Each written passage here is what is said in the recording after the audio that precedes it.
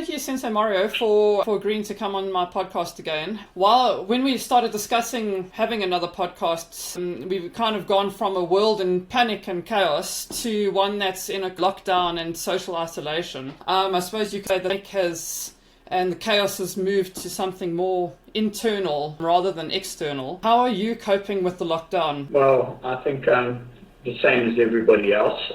There's a huge factor of fear. Of the unknown. I think most of us feel that we could do this for a couple of weeks, but there's huge anxiety with what if it carries on longer than that. And this is serious fear, and because this has never happened before, no one really knows. There's huge anxiety. There's a lot of worry about the future. Especially having a small business. I think the small businesses are going to struggle. Obviously, having a few days now to get into it and to start thinking about it, I do see a lot of positives. We're moving now, I think, from a mindset of how does this affect us individually to how does this affect us as a community. And I think as this progresses, our mindset's going to be changing quite a bit. I think right at the beginning, everybody was me. How does this affect me? This is so unfair. This is not right. I'm struggling to the point where now that we're seeing all this struggle, all these people in pain, all these people really, really suffering, we're starting to see that this might be a communal problem, and we're only going to be able to solve it communally and not just by collecting food or collecting toilet paper. That's not the solution to this. Yeah. So I have a lot on my mind about it. Say anxiety, fear for the future. That is probably one of the main things at the moment. In terms of being a martial artist and a teacher, do you have any insights in terms of how we can cope with our situation from our end? You've mentioned that we need to cope communally, but community still starts from an individual perspective. So, we have to come together as individuals. And if we're not coping as individuals, is there anything in terms of mindset that we can look at employing? Very much so. As a martial artist, we spend our lives preparing for adversity. We are training consistently in case our lives are disrupted in some way. I think most people think that the disruption is going to be a physical attack where you need to defend yourself. But I think as you progress in martial arts, you'll understand that you're not really preparing for that. If you're lucky, you can go through your whole life not being attacked. And therefore, the training that we do is more preparation for adversity, for disruption, and learning how to deal with it. So, yes, as a martial artist, we train for this, maybe not exactly in the same way, but we train for this kind of adversity and the skills that we would use if it was a physical attack or threat, I think can be very, very helpful in this situation as well. We want to obviously try and be calm. I think being calm at the beginning is very, very difficult. But I think analyzing the threat, understanding what you can and can't do, I do believe in this situation, there are things that we have to accept. We have to accept that this is not personal. This is not something you've done, and because you've done it, you are now being punished for it. The fact is that everybody is in a similar boat. Everybody is going to be struggling, and there is definitely some sort of comfort in the fact that everybody is struggling and that it is not just you. I think the people that are struggling the most are those that are feeling that it's a personal attack on them. They are struggling, therefore that is the only problem. I think when you start looking at and analyzing the threat and understanding that this is a global threat, this is something that is completely out of our control, and you start accepting that there is no change. Nothing you do today is going to get rid of the virus or get rid of this situation. So what we have to understand is control that which we can and accept that which is not controllable. The virus to us as the layman, the average person, there are people working on it obviously, is going to have to run its course. And we have to have some sort of belief, faith, that we will come out at the end. And I do believe we will come out at the end, and I believe we'll come out changed. I hope we will come out changed. I hope there will be a difference in how we live our lives. I do believe most people will just go back to and forget this completely, but maybe a percentage of people will learn from this and go forward in a different way. So you were asking what can we as martial artists, and everybody can do it, discipline. I think we need discipline right now. We need not only self-discipline, but we need to have discipline in our families. We need to have discipline in our communities. And a lack of discipline is not going to help in any way. If anything, I believe that you need to be more disciplined during this time because there is disruption. And there is a difference between doing something every day as a ritual, or ritual is not the right word, but waking up, going to school, going to work, coming home, eating. That's not discipline. That is just getting through your life. Right now we have this disruption, and it's so easy for you to go, well, it's not my fault, I can't do anything about it, so therefore I'm going to sit on the couch and watch TV for 3 weeks or 4 weeks, and I don't think that helps. I think that's going to aid in depression. I think it's going to aid in anxiety. And I think you need to have a disciplined life, a disciplined plan for the next few weeks. And it's not easy. I mean, just from an eating perspective, I've eaten more chocolates in the last few days for no reason. There is no reason. It's not generally, I don't eat chocolates in the week, but this disruption gives me an excuse to do things that I don't normally do. And because I have an excuse, I think this is okay. And then I go to bed and I feel uncomfortable. I don't feel good.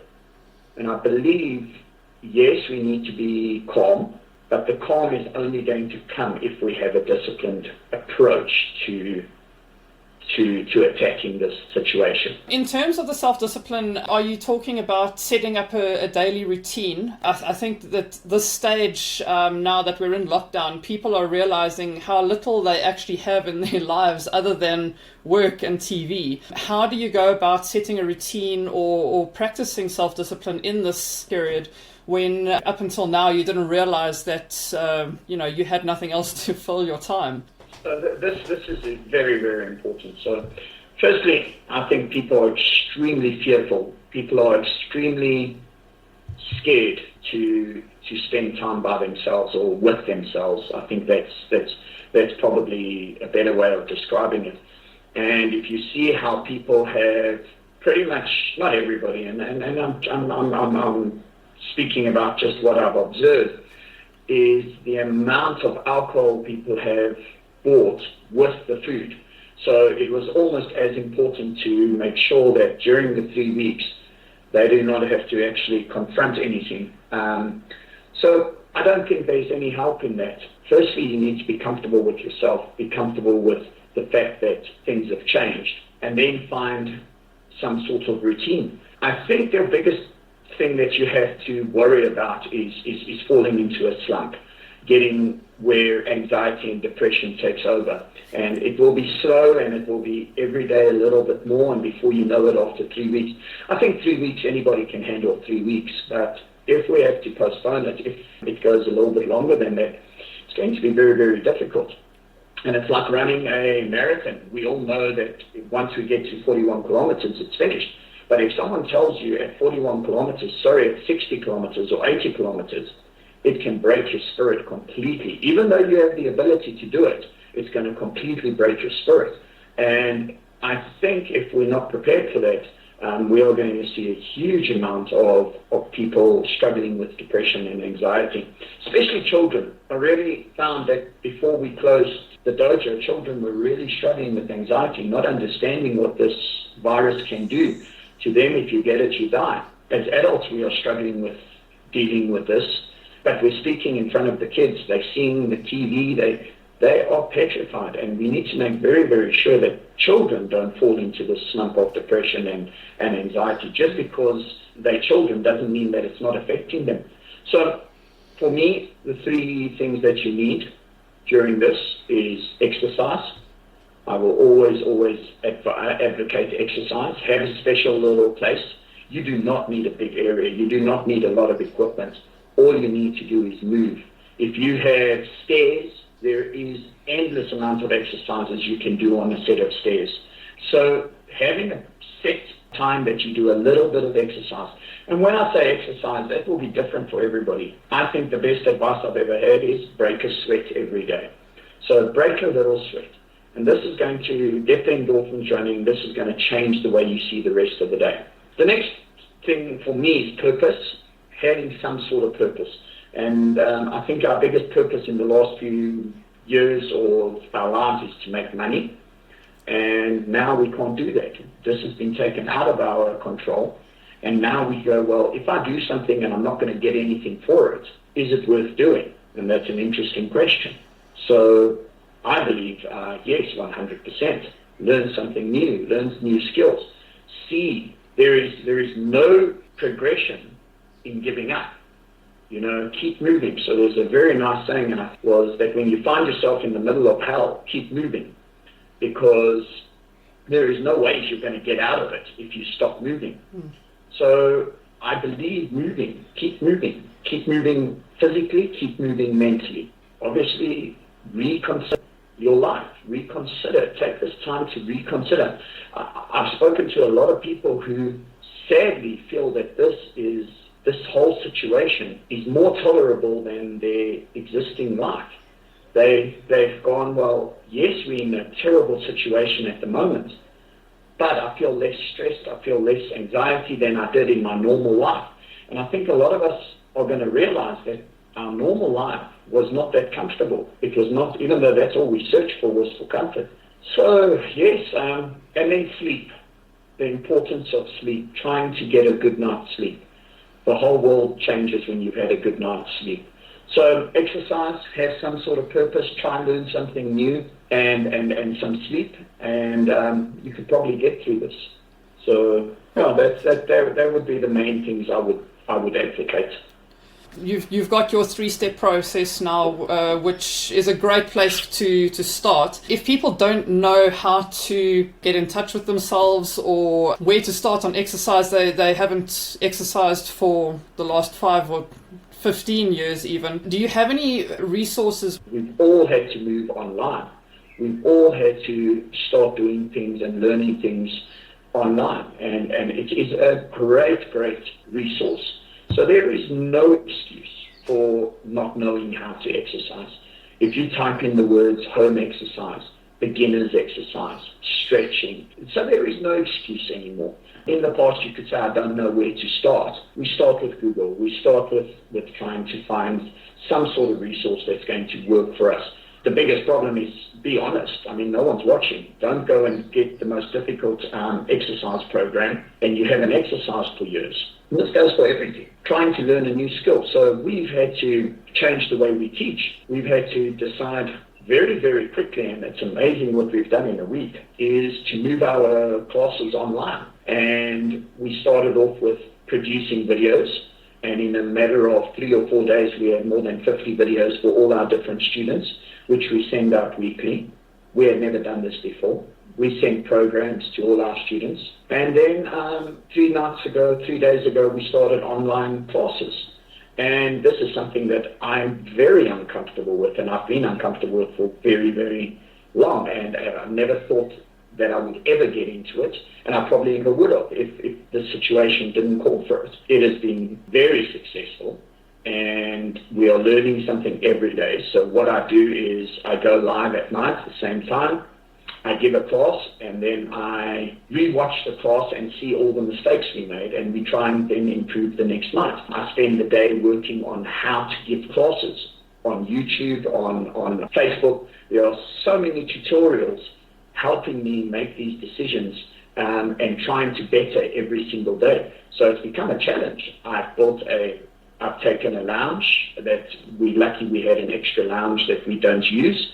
and I've changed it into a dojo. I've put a floor down, put pictures up. I've created, in my view, a very, very good temporary dojo where I can train, where I can video and send all this information. So every day I'm trying to improve on that side of it now. And as I said, I would never, ever, ever have attempted this if I wasn't forced. I also had another choice. I could have sent a letter to all my students and tell them that this is out of my control. There is nothing I can do. We will get back to karate when we get back to karate. It's not my fault. Sorry. And then that's taking a victim approach and going, well, the easy way out. Just blaming the situation where now I believe I'm still able to give some value to my students, still keep them occupied for an hour a day, and there is progression. So this is choice. This is the choice you have. You can give up. You can say it's not my fault. I'm not going to do it for 3 or 4 weeks. Or you can take this as opportunity and learn a new skill and see if your business can change to an online business. I mean, a physiotherapist, it's going to be extremely difficult for them. For instance, they have to be physically with their patients, etc. But you actually have to investigate. Is there a way of carrying on with business in this lockdown? If this goes on for 6 months, we're in big trouble. And if you've been waiting because you think it's only 21 days, you could be found wanting at the end of those 21 days. So yes, get off your butt. Start moving and do something. There is no excuse. We are so blessed. I mean, I have a house, I have a roof over my head, I have food, and I have a garden. That is so much more than the average person in lockdown around the world. The average person in lockdown around the world is stuck in 4 walls. There is no garden. They can't go outside. So please, just look at your blessings. Look at what you still have. And if you have a garden, you have some heat, you have some food, we're still okay. Something that I've started doing as part of my kind of lockdown routine is every morning I have, as you said in your previous podcast, I have my kind of 20 minutes quiet time before I get going with my day. And just after I've sat for 20 minutes, I jot down in a journal one thing that I'm grateful for, because I think that gratitude is a great way to change your mindset and change the way you see things and change from a victim mindset to a mindset where you're actually feeling a little bit more in control of the situation. And you're quite right. We have so much to be grateful for. If I think of how many people are sitting in townships and that's 7, 8, 9 people in a small shack, I have a lot of space. I always used to consider that my house was pretty small, but I have a lot of space and we have distance between my partner and I. We can separate for the day and not get on each other's nerves and a lot of small things to be grateful for. The fact that I can go and boil the kettle after our conversation and have another cup of tea. A lot of people don't have access to that. So, I find just jotting down a couple of thoughts in the morning of things that are worth being grateful for is a great way to get that positive mindset for the day as well. I can't say it better. The fact that if you feel that you are a victim and you are being picked on by life and it's unfair, and you cannot see that you still are okay compared to 90% of the world. The fact is that the majority of us are in the top 2% or 3% of people in the world that have running water, that earn a reasonable salary, that have food, etc. And we need to put that in perspective. And sometimes we're just too lazy to put things in perspective. So I'm not sure if in the last podcast we spoke about this obsession with the majority of humanity in searching for comfort. And I think everything we do is we spend our time trying to buy more comfort. We want to make our life more comfortable. And the reason for that is the more comfort equals more happiness. The less we have to do or the easier our life is, the more benefits we are going to get out of it and we will be happier. So this idea that comfort equals happiness is one of the biggest problems I think we have as a generation. And there is no growth in comfort. The obsession with looking for comfort for everything in our lives. Everywhere we are trying to find the easiest way to do it. We want to not push ourselves in any way because that is taking ourselves out of our comfort zone and we are just trying to be comfortable. That is why, in my opinion, and obviously it's an uneducated opinion, there is so much depression, so much anxiety in this world, is because people are comfortable and now they don't understand why they are not happy. So especially in a situation like this, if you have not pushed your body, if you have not pushed your mind, if you have not pushed your spiritual side, you are going to struggle to deal with adversity. And adversity is always going to come. So I believe personally that we shouldn't be searching for comfort. We should be searching for difficulty. We should be pushing ourselves. We should be trying to find ways to push ourselves so that we are challenged, because there is nothing more beneficial to us than accomplishing something that we have done, something that was difficult, something that is not easy to do. And if we are able to do it, and sometimes it's just the path, sometimes we fail on the actual doing of it, but that's not as important as the path of training for the comrades, even if you don't do it. Even though the fact that you trained and you pushed yourself for the comrades, I'm using the comrades as an example, there is no fun in training for comrades or the Ironman or whatever you choose to train for. There is no fun in it. It is hard. But why do people come back to do it year after year? Because the sense of accomplishment is beneficial. And you do not get a sense of accomplishment when it's easy. So I think this obsession with making life easier is a big problem. And now that we're being tested as humanity, people are not used to not getting their way. So we are like spoiled little children who are not getting our way. We can't live our lives. We can't do what we want to do. And instead of taking this as a huge advantage and saying, right, what can I do? I think the people who have challenged themselves, who have put themselves through some sort of difficulty through their own, or maybe they have through life, will be able to deal with this a lot easier. So yeah, I feel this obsession with comfort is a huge negative to us, and that struggle shouldn't be seen as this problem. When you get a struggle, be it self-imposed or imposed, like in this case through the government or through the virus, we should be ready to deal with it, and we should see it as a challenge and how we're going to get through it. And if we can get through this challenge and strongly, we're going to be so much more comfortable knowing that if something else like this happens, we know how to deal with it. You mentioned earlier you've kind of taken your business more into an online capacity. How do you think that this virus is going to affect the world in general, and you in a personal capacity once this lockdown is over? There seems to be kind of a split in terms of people think everything's going to go back to normal, and this is just going to be a little blip on our comfort scale, as you mentioned. But other people are saying that this is going to change everything, that the whole face of business is going to change, that those that are not in the digital realm are going to struggle, face-to-face dealings are going to decline. I'd be interested to know your thoughts on how you feel or how you think this is going to change the way people interact in general. Pessimistic, realistic, and optimistic. I think that's as I said, I'm a martial artist. I've been trained to look at the enemy and analyze it and to say, well, what is the worst possible scenario? The worst possible scenario in my case is that I lose my business that I've built for in the last 30 years and has never ever been through this kind of challenge. And realistic, I would say more than likely it will be a struggle to get back to where we were, and hopefully in a year or so we will be back doing what we do. I think that's probably the case in my personal business. Optimistically, this changes everything, and I see the world and my business in a completely different way. Remember, people will more than likely forget everything. People forget things very quickly.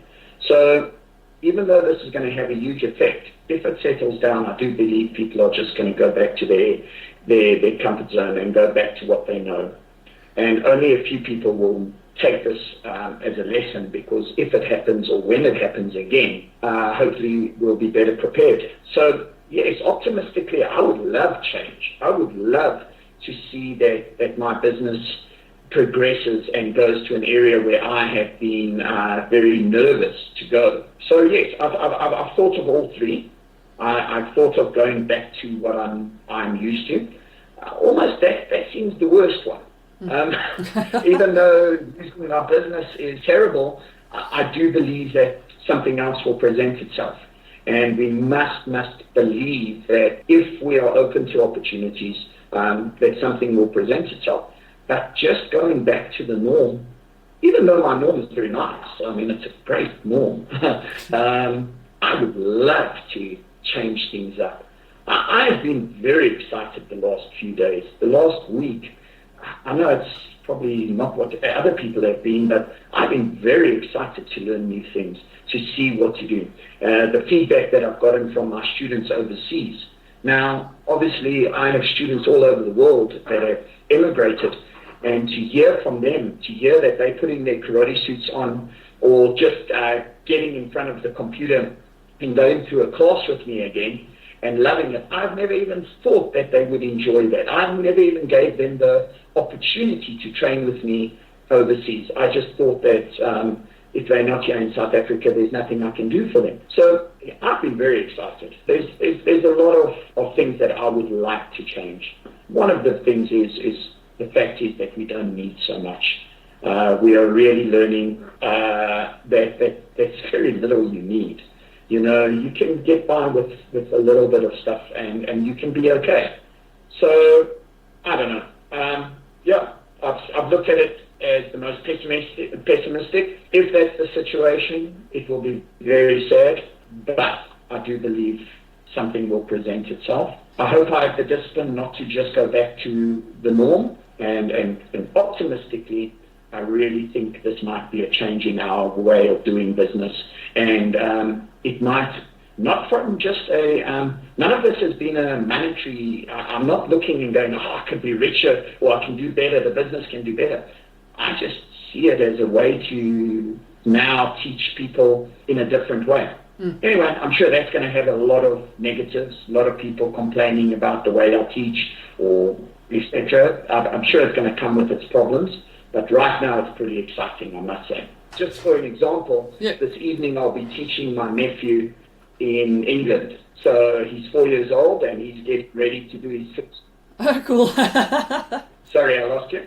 I said that's awesome. You know, I do think that this period is kind of, well, I was chatting to my mom the other day, let's put it this way, and we were discussing how this whole situation is going to impact on relationships. You know, whether we're going to see a spike in divorce rate after this, or if families are actually going to reconnect and get closer together.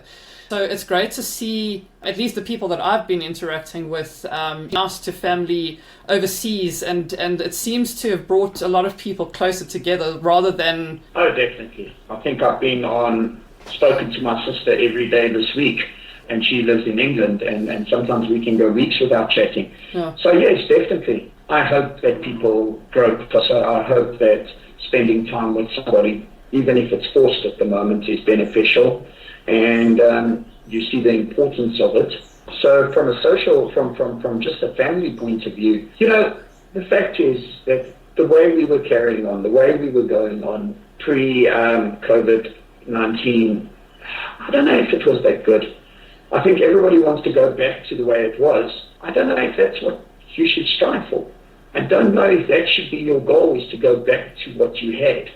You know, if it meant spending 2 hours a day in traffic, if it meant being 8 hours away from home, it means spending 1 hour with your child and just doing homework and screaming at them because of homework. And I don't know if that's the way to do it. I don't know if our goal should be to go back to the way it was. I think we should try and do better. Everybody should try and do better, and not get caught if God willing everything goes well and people start getting healthier. If you just go back to your old ways, I think we would have lost the lesson. And if we're not going to learn something from this, then really this is a It's a horrible, horrible thing to go through. But if you can learn something, if you can better, I don't know, it's not always easy. Not everybody has the opportunity. Some people are only thinking about where's their next meal coming from. And we're trying to improve our online education. It's not exactly the same thing, is it? Yeah, not easy, but exciting. And I mean that because right now it's not exciting for someone that has this illness or knows someone that has the illness. It's extremely serious. We need to have discipline so that we don't spread the illness. And if we don't have that, you know, if you get sick during this time, everything I've said is useless, because the most important thing in your life is your health. And if we don't have our health, we cannot, like we spoke about the Maslow's hierarchy of needs, without health, we can't focus on anything else. So yes, look after yourself, you know, take vitamins, exercise, you know, strong lungs, do some breathing exercises, at least be active in the approach to, if you get this sickness, you have the best chance. Although what I'm seeing is there is such a huge scale from getting a small little bit of a cough right through till the worst possible scenario, and it doesn't seem to have a rhyme or reason why some people are getting it so badly and some people are getting it so lightly. So I don't know. At least, you know, the way I approach things is I go, well, let me get my immune system up. Let me try and at least be prepared that if I do get it, I have the best chance of fighting it.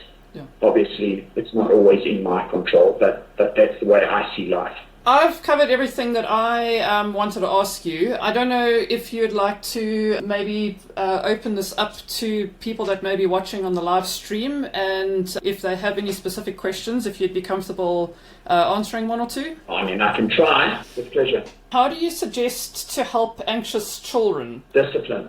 And that's discipline from a parent side of view. It is our responsibility to watch our words and our actions. Children do not listen to what you say. Just if you tell them, don't worry, all right? But all they see and hear when you speak with your friends or you're watching TV is they see that you are in so much anxiety. You are worried. That is how they react. So it is our responsibility as adults to shelter our children from these, this what is going on at the moment. Be very, very mindful of the words you use in front of them. We have this idea that if a child is sitting and watching TV, then we can have a conversation with each other and we can say, do you know another 2,000 people died today? Or this person got COVID-19 and died. You think they're not listening. They hear every single word. So it is our responsibility as adults to filter the information these children get. The children do not have the social skills to deal with this problem. I mean, we don't have the skills to deal with it. How do you think in their little head they are going to deal with the fact? Now, if you get sick, you cough, now they know that the symptoms is this. Now they might not ask you, hi mom, do you have the illness? But they're going to think my mom's going to die. They do not have the skills. So yes, it's discipline. And it's discipline from the adult side. Be disciplined in how you approach it. Also, have fun with them. Play. Let them get their pent up. It is so difficult for children at the moment. It is not their fault. They don't understand what's going on. So please be patient with them and try and understand that this is not easy for them, even more so than it is for us. If they already have anxiety and if they're already worried about it, just hug them, just be with them, just love them, and hopefully that will be enough. But don't make it any worse. Another question, how would you suggest approaching trying to change your business? What steps did you take in the past few weeks? You mentioned obviously that you'd recorded videos and that kind of thing. Was there anything else that you did in terms of preparing your business? It all kind of happened quite suddenly. It was very quickly. What we have done is we've made contact with our customers.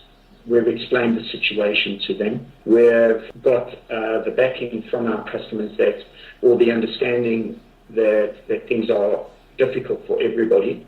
So if our customers are looking after us, It is our responsibility to look after our customers if they no longer can support us. It does not mean that we just get rid of them. So we have made it very, very clear to our customers and to our students that if you look after us, we will look after you. I don't like saying it like that, but it is our responsibility to look after you. We are not going to get rid of a student because they cannot pay. We are trying to show value. We are trying to show our customer base, our students, the parents who pay, etc., that we are not sitting on our butt doing nothing. We are trying to get better every week. So they are seeing this progression from sending a program to sending videos to now doing online. I don't know what I'll be doing next week, but I'll be trying something and showing value.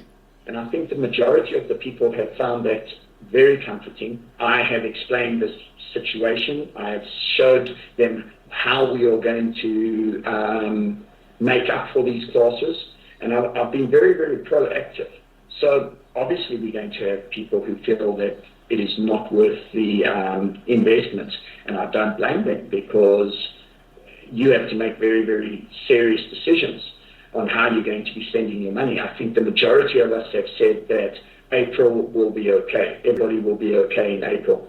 May is going to be a different story. If we're going through this in May, June, July, there is going to be a different story, and we are going to have to be ready for that. So yes, I've had to learn new skills, but most importantly, those new skills has to be communicated to your client base, and you've got to speak to your client. And if they're looking after you, be very, very certain to look after them. So that's my answer on that side of things.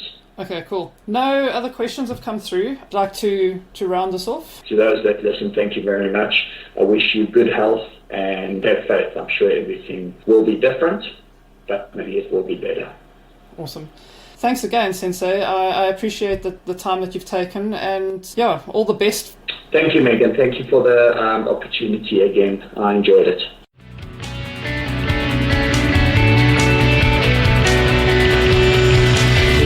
Follow the Business of Podcast on my website, megamalist.com, or wherever you get your podcasts. Subscribe to the YouTube channel @megamalist. Connect with me on LinkedIn, Megan Darcy, MEGAND'Arcy. Chat soon.